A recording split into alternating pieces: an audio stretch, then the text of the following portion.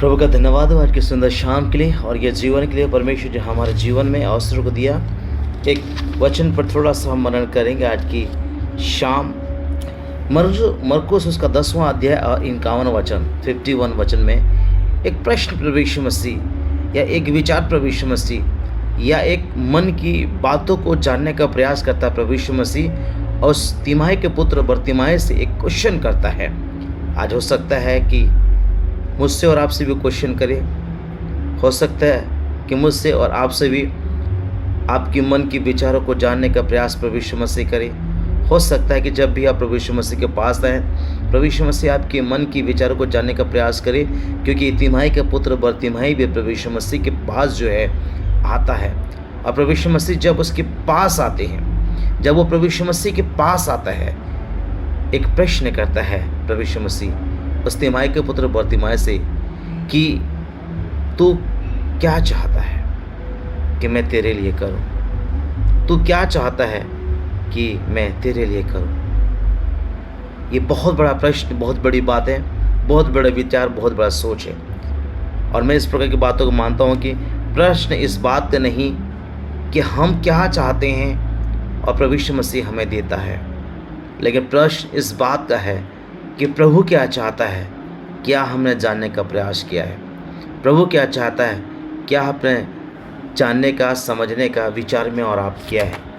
प्रभु यीशु मसीह तो हमेशा हमसे हमको क्या चाहिए ये प्रश्न करते हैं। प्रभु यीशु मसीह तो हमेशा हमें किस चीज़ की आवश्यकता है ये बात को जानते हैं और हमसे पूछते हैं। लेकिन आज की शाम मैं आपको ये कहना चाहता हूँ, आज की शाम हम अपने जीवन पर मनन और मंथन करें। आज की शाम में और आप जानने का प्रयास करें, आज की शाम में और सोचने का प्रयास करें।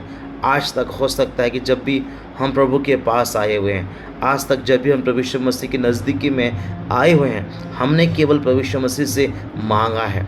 हमने प्रभु यीशु मसीह से अपने आवश्यकता की लिस्ट को थमा दिया है। हमने प्रभु यीशु मसीह के सामने बहुत कुछ कहा है। हमने प्रभु यीशु मसीह के सामने आज तक शायद हमने सिर्फ मांगा है, अच्छा स्वास्थ्य मांगा है, अच्छे जीवन मांगा है, अच्छी नौकरी मांगे हैं, अच्छा परिवार मांगा है, अच्छे बाल बच्चे मांगे हैं, अच्छा स्वास्थ्य मांगा है, जीवन की सुरक्षा मांगे हैं, जीवन में आशीष को मांगे हैं, जीवन में भलाई को मांगे हैं, जीवन में अनुग्रह को मांगे हैं, जीवन में केवल दया को मांगे हैं, जीवन में केवल आवश्यकता की सारी चीज़ों को केवल मैं और आप प्रभु यीशु मसीह से मांगे हैं मेरे प्रियो। लेकिन आज की शाम में आपसे ये प्रश्न करना चाहता हूँ, आज की शाम में आपके मन को उभारना चाहता हूँ कि आप आज या आगामी समय में जब भी प्रभु यीशु मसीह के पास आए, प्रभु यीशु मसीह से कहें, प्रभु तू क्या चाहता है कि मैं तेरे लिए करूं? तू क्या चाहता है कि मैं तेरे लिए करूं? प्रियो, यदि तिमाई के पुत्र बरतिमाई के जीवन की उस बातों को देखें, जब प्रभु यीशु मसीह कहते हैं बता तू क्या चाहता है कि मैं तेरे लिए करूं, और आपको मालूम होगा कि वो अंधा जो था, भिखारी था, भीख मांग मांग करके वो अपने जीवन को यापन कर रहा था। भीख मांग मांग के अब तक अपने जीवन को चलाते आ रहा था। भीख मांग मांग करके अब तक अपनी आवश्यकताओं को पूरी करते हुए आ रहा था। भीख को मांग मांग करके अब तक एक फटीचर सा जीवन, एक दुखदायी सा जीवन को जी रहा था। जब प्रभु यीशु मसीह उससे पूछते हैं कि बता तू क्या चाहता है कि मैं तेरे लिए करूं, उसके पास बहुत से बड़ा ऑप्शन था, विकल्प था कि प्रभु यीशु मसीह से कह सकता था, प्रभु यीशु मसीह मैं आज तक इस रोड के किनारे बैठ करके भीख मांगा करता हूँ, मेरे पास उतना बड़ा मकान नहीं है, घर नहीं है, द्वार नहीं है, अच्छा जीवन जीने के लिए कुछ भी ऐसी चीज़ें नहीं हैं जो मैं जी सकूँ। अब तक मेरे पास कुछ भी नहीं है। वो चाहता तो प्रभु यीशु मसीह से कह सकता था, प्रभु यीशु मसीह तू मुझे एक अच्छा मकान दे दे।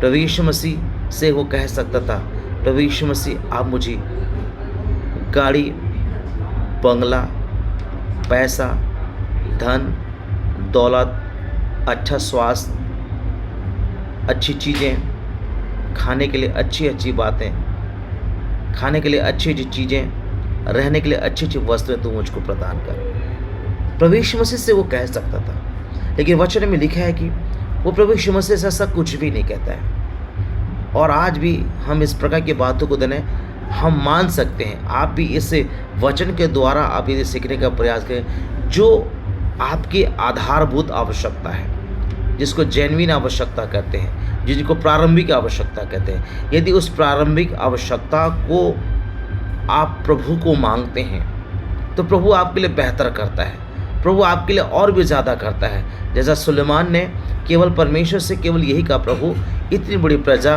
को चलाना है, इतनी बड़ी प्रजा की मुझको अगुवाई करना है, इतनी बड़ी प्रजा का मुझको न्याय करना है, इतनी बड़ी प्रजा को मुझको उनके कामों पर ध्यान देना है। मुझे धन दौलत मुझको कुछ नहीं चाहिए, सिर्फ उसने समझने का विवेक, बुद्धि और ज्ञान को मांगा, क्योंकि वो उस समय की आधारभूत आवश्यकता थी किसकी? सुलेमान की। और सुलेमान ने उसी चीज़ों को मांग करके एक बहुत बड़ा बुद्धिमान राजा बना, एक बहुत बड़ा राजा बन करके आज उसका उदाहरण में और आप देते हैं। यहाँ पर तिमाई के पुत्र बर्तिमाई भी वही काम तो कर रहा है। उसने ये नहीं कहा मुझे धन दौलत गाड़ी नौकर चाकर ऐशो आराम की ज़िंदगी दी। उसने सिर्फ जो नितांत आवश्यकता थी, जो जेन्युइन आवश्यकता थी, वो आवश्यकता थी ये कि वो चाहता था कि वो देखने लगे, वो चाहता था कि वो देखने लगे।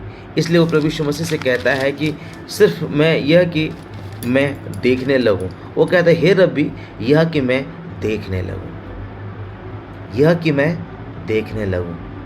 ये उसकी आधारभूत आवश्यकता थी, ये उसकी नितांत आवश्यकता थी और इन आवश्यकताओं को प्रभु यीशु मसीह ने पूरा किया। हम बहुत से लिस्ट को लेकर के निवेदनों को आते हैं, जो हमारे पास होता है हम सोचते हैं कि हमारा बहुत हो जाए। हमारे पास छोटी नौकरी है, हम सोचते हैं कि हमारी नौकरी बड़ा हो जाए। हम सोचते हैं कि हमारा घर छोटा हुआ है, हम सोचते हैं कि प्रभु ये घर बड़ा हो जाए। हम सोचते हैं कि हमारे पास साइकिल है, प्रभु हमारे पास मोटरसाइकिल हो जाए। हम सोचते हैं कि हमारे पास मोटरसाइकिल है, हम सोचते हैं कि हमारे पास 4 व्हीलर हो जाए। हमारे पास 4 व्हीलर होने के बाद हम सोचते हैं कि हमारे पास प्लेन हो जाए। अर्थात जो चीज़ें हैं उसको हम बढ़ाने की आवश्यकता करते हैं, जो चीज़ें हैं उसके लिए हम शायद धन्यवाद देना कम करते हैं।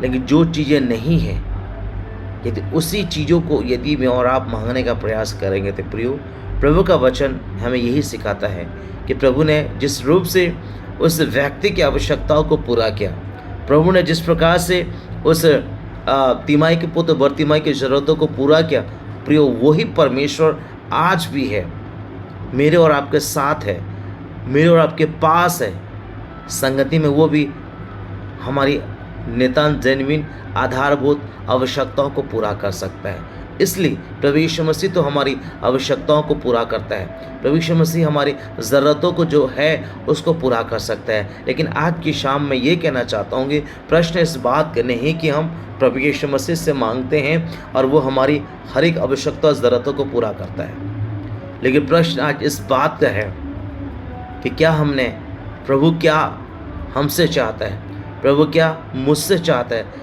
क्या इस बात को जानने का मैं और आप प्रयास किए प्रियो।